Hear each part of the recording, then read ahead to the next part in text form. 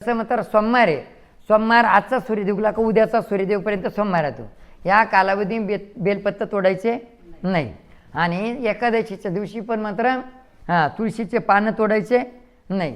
आणि तुळशीच्या पानामध्ये एवढा मोठा अधिकार आहे, जर समजा तुम्हाला एकादशी जर सोडायची असेल, साधारण नुसतं तुळशीचं पान खाल्लं तरी एकादशी सुटते. म्हणजे या पद्धतीने असं अर्धन आहे. त्याचा व्हिडिओ आपण मग रविवारच्या रात्री मात्र बेलपत्ती तोडता येते. तसं मात्र एकादशीच्या अगोदरच्या दिवशी मात्र तुळशीचे पानं तोडतात. पण माता भगिनीला तुळशीचे पानं, तुळशीचे मंजुळं तोडण्याचा अधिकार नाही. हां, कोण म्हणलं असं? ते जे कोणी बगलातून काढलं असं नेमकं.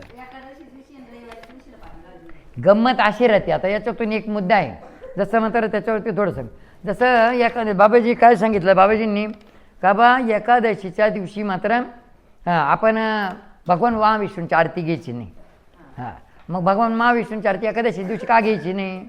जसं मात्र एकादशीच्या दिवशी मात्र का आज जिवंत भाव ठेवायचा. आपण जिवंत भाव कसा का यदा कदाचित जर समजा आपण इथं आरती घेतली तर भगवंताला मात्र धावपळ करीत इथं यावं लागेल ना. पण त्याच्याऐवजी जर आपण ती आरती घेतली नाही, एखाद्या बाऱ्यावर उभा राहिला, एखाद्या गाडी चालू असली तर भोंग्यांमध्ये तिथपर्यंत आवाज गेला, आपण आपल्या आरतीनंतर लगेच घाली लोटांगण मंदिर जर तुमची आहे एकादशी काय ना आज म्हणजे त्याला सुद्धा एकादशीचं पुण्य घडल. गेला पंढरपूरला तो, देवाला इकडे काल बोलायची गरज आहे. तसं मात्र ही जी मात्र तुळस जी होती वृंदा, ही पतिव्रता स्त्री होती. तिने पतीच्या म्हणजे आयुष्यासाठी पतीचा चांगल्या पद्धतीचं आरोग्य लाभावं, पतीला यश मिळावं. आणि पती मात्र तिचा पती राक्षस होता, जालिंदरची पत्नी होती ही. तिनं एवढं व्रत केलं, तुका म्हणी पतिव्रता तिची देवावरी सत्ता. आता याचा पॉईंट माहिती तुम्हाला. एक ताई मात्र साळ कांडत होती, साळ कांडता पतिदेवानं आवाज दिला तर लगे मात्र ती मुसळ वरती सोडून मध्ये गेली पाणी द्यायला. तिकडून आल्यानंतर आजूबाजूच्या बाया बसल्या होत्या आणि मग मात्र तिनं ती मुसळ धरलं कांडायला लागली. मग बाजूच्या बायाने विचारलं, म्हणे का गं बाई काय झालं?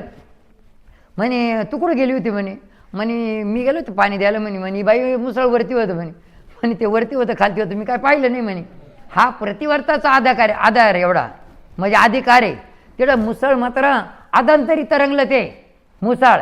मग अशा पद्धतीने आता मुसळ अर्धंतरी तरंगले. दुसरी गोष्ट, पतिदेवाला कुष्ठरोग झाला.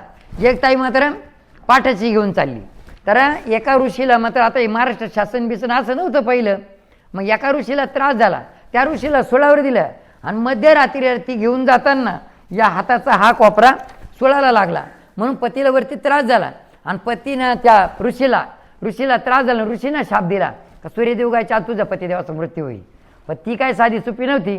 ती म्हणली सूर्यनारायण बेटा फक्त तू उगून पाय, मग दाखीन तुला. मग सूर्यनारायण उगाना ना 2-2, 3-3, 4-4 झोपा झाल्या तरी कुठं सूर्यनारायण उगवतो. मग आता इथं मात्र यांनी पूजा पाठ झाली, ध्यान धारणा झाली, 2-2, 3-3 झोपा झाल्या, अर्धा 1 तासात पूजा व्हायची तर 2-2, 4-4 तास बसून राहिले, पण दिवस कुठं उगवतो. मग यांनी ध्यान धारणेतून पाहिलं तर ती कथा सुटली. हे सगळे ऋषीकडे गेले. ऋषीला म्हणले बाबा काय झालं? म्हणे असं नेमका सूर्यनारायण उगाना ना. ऋषीला खाली उतरवलं, ऋषीला घेऊन त्या ताईकडे गेले.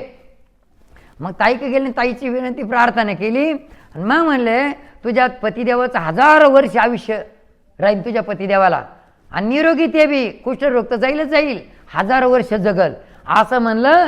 आणि मग ताई म्हणली सूर्यनारायणला उगा. आता एवढा मोठा अधिकार आहे. तशी जालिंदराची पत्नी होती ना, ही जालिंदराची पत्नी होती. ही जर तिच्या पतीचं औक्षण जर केलं, देवांबरोबर ब्रह्मा विष्णू महेश अशा मोठ्या मोठ्या देवी देवतांबरोबर युद्ध केलं तरी त्याला यश येत होतं. म्हणून तिथं मात्र तर ती उपास तापास व्रत हे ते करत होती. मग काही त्याचं भगवान शिवराजाचं माता पार्वतीनं पानं खाऊन उपास केला, कधी पाणी पिऊन उपास केला, या पद्धतीने. आता तुम्ही कधी मात्र जर समजा तुमच्या पाठीमागं लईच परीक्षण असली ना, तुम्ही थुकासुद्धा गिळत नाही असं उपास धरते, बरोबर आहे. मग रविवारच्या दिवशी जर पार ती पाणी टाकत नाही, त्या अर्थी कदाचित मात्र रविवारचा उपास तिने मात्र अशा पद्धतीने निरंकार केले असतील का पाणीसुद्धा घ्यायचं नाही, म्हणून मात्र पाणी टाकणं असं एक मात्र असू शकतं या पद्धतीनं.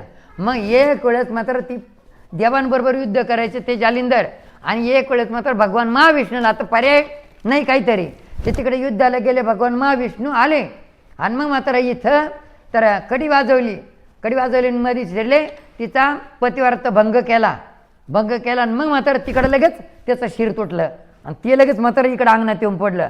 लगेच आवाज आला. जेव्हा म्हातारं तिनं दरवाजा उघडून ते शिर पाहिलं त्या टायमाला भगवान महाविष्णू लगेच त्याचं रूप दाखवलं. मग त्या टायमाला भगवान महाविष्णूला शाप दिला का बा तू शिळा होशील. म्हणून आपल्या घरामध्ये फक्त लड्डू गोपाल लंगडा देव तेवढाच राहतो. मोठा श्रीकृष्ण भगवंत हे मोठे पांडुरंग ते आपल्या घरामध्ये नाही राहत. त्यांचे फोटो पश्चिमेकडून पूर्वेकडे तोंड करून राहतील. फक्त लड्डू गोपाल लंगडा देवच राहतो फक्त. आणि ते शिळा गोटे गाटे शालिग्राम तुळशीमध्ये राहत असतो. आणि पुन्हा मात्र भगवान महाविष्णूनं उपशाप मागितला का बा याच्यातून म्हणजे मुक्तता. मग त्या टायमाला सांगितलं का बा आषाढी एकादशीपासून तर हा चतुर्मासाचा कालावधी राहील निर्देस्त. या कालावधीत लग्न होणार नाही. आणि ज्या टायमाला कार्तिक एकादशी होईल कार्तिक एकादशीला तुझं माझ्याबरोबर लग्न होईल तेव्हाच लगन सरे सुरू होईल. हां मग तिथून पुढं लगन सरे सुरू होते. मग म्हणून लोक आषाढी एकादशीला वारीला जातात. आणि वारी करून आले का मग मात्र दुसरं काहीच नाही लग्न कार्य नाही काही नाही. फक्त श्रावण महिन्यामध्येच माफ आहे. श्रावण महिन्यामध्येच वासू शांती पूजा बिजा असं बघ होते. आता काय पळ वाटा कवाय मात्र चालतं कवाय करते मात्र लोक. म्हणून अशा पद्धतीने आणखी कोणाची काही शंका असली तर विचारू शकते. म्हणून या संक्रांतीच्या कालावधीमध्ये आपल्याला जेवढं दानधर्म करता येईल तेवढं दानधर्म. तिळाचे लाडू मग आपण एखाद्या भांड्यामध्ये देऊन त्याच्यामध्ये गुप्तदान देऊ शकते, अन्नदान देऊ शकते, वस्त्रदान देऊ शकते, कोणाला बांगड्या देऊ शकते, माता मिला करांडा हळदी कुंकाचा या पद्धतीने देऊ शकते. कारण हळदी कुंकू हे आपलं जीवन आहे. हळदी कुंकू हे आपलं जीवन आहे. जर हळद लागल्याशिवाय म्हणजे भंडारा उधळल्याशिवाय हळद लागत नाही आणि हळद लागल्याशिवाय कुंकू लागत नाही. संसाराची सुरुवात मात्र हळदीपासून आहे. म्हणून मात्र अशा पद्धतीने ह्या गोष्टी या वस्तू सौभाग्याचं लेणं शृंगार साहित्य आपण मात्र एकमेकाला भेट देऊ शकतात. हरिओम हरिओम हरि. उपास करते म्हणजे उपासाचं महत्त्वच माहीत नाही तुम्हाला. म्हणून मात्र कदाचित मात्र वृंदेने असा उपास केला असेल. म्हणून तिथं काय म्हणलेलं आहे ऐकून घ्या. हां तर तिथं वृंदा मग तिचं निधन झालं ना ज्या टायमाला म्हणजे तिनं तो अपमान सहन केला नाही. पती गेला लगेच गेले. मग तिथं जिचं म्हणजे सतीगती लावलं ना तिथं तुळस झाली. तिचं नाव होतं वृंदा. मग आपण घराच्या समोर वृंदावन बांधतो आणि त्या वृंदावनात तुळस लावतो. तुळशी वृंदावन मग तिचे आणखीन 2 प्रकार झाले का तिचं पाहून मात्र आणखीन या पद्धतीनं बरोबर रामचंद्राच्या कालावधीमध्ये ती रामा आणि श्रीकृष्ण भगवंताच्या कालावधीमध्ये ती श्यामा. काळी तुळस ती श्यामा आणि ही रामा म्हणजे सीता. आणि त्याच्यानंतर मात्र दुसरी एक आणखीन एक आहे रानतुळस. आणखीन एक ती रानतुळस तिनं म्हणजे पतिव्रत धर्म. तिचा पती असतानाही दुसरा पती केला आणि तिनं पतिव्रत धर्म पाळला. पण एकच पती पाहिला गेल्यानंतर दुसरा पती केला आणि तिनं पतिव्रत धर्माचं पालन केलं. म्हणून मात्र ती रानतुळस. आता ते रानतुळशीचं सुद्धा आपल्या असं काही हे जे खाज बीज आली हे आलं तर त्याच्यावरती रानतुळशीचा पाल्याचा उपयोग होतो. त्याच्यानंतर त्या मंजुळाचा उपयोग होत असतो. म्हणजे अशा पद्धतीनं भरपूर ते विधीमध्ये तर काळ्या तुळशीचे त्या रामा तुळशीचे रान तुळशीचे भरपूर विधी. हरिओम हरिओम हरिओम.